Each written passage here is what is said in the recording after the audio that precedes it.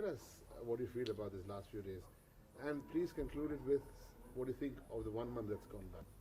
One has discovered and seen a lot that one hadn't seen before. I'd done a lot of the first leg before during my adventures as an individual, but I'm now exploring, with the society, a lot of places I'd never seen before, seeing a lot of animals which I'd never seen before.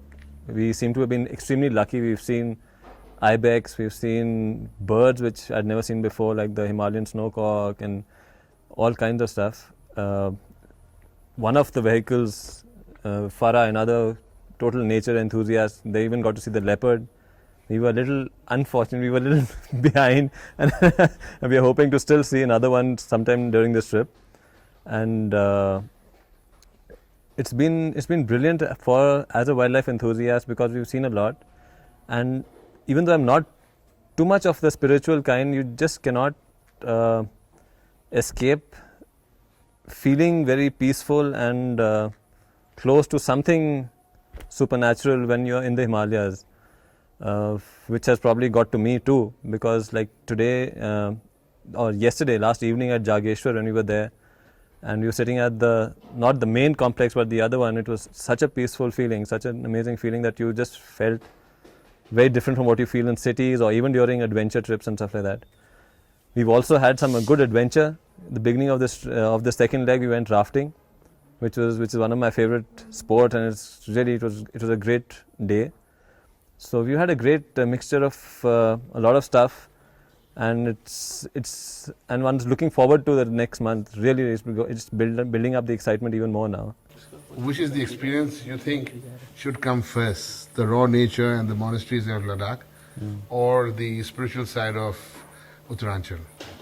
Why do you think that Uttaranchal seems to have the most number of spiritual places?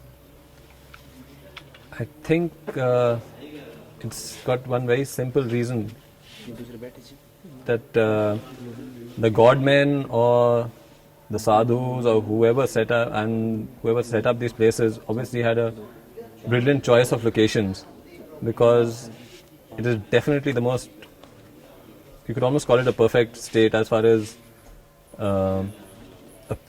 nature and stuff is concerned. The locations of some of these temples would in any case make you feel close to God. People who are very religious, if you go to a place like any of these places where we've gone, where there are temples, the locations, and if you imagine them in those days, now you've still got a few chai walas and stuff like that around these temples, but in those, if you imagine them, just the temple by itself there, just sitting there without the temple there, you would probably feel close to God. So, and which is something you might not feel in some of the other states where you might, but here it's beautiful. I mean, it's so perfect. You feel that there's something supernatural. It has to have created something so perfect. The streams, the greenery, the forests, the mountains are just amazing. The thing is, in Ladakh, we are of the Buddhist faith. Do you see any connection or any distinction why it's different, or is it together, or how do you think? I don't know if I think all religions, I forget just Buddhism and the Hindu temples and stuff like that which we've seen till now, or you've even seen some mosques in Kargil and stuff like that. I think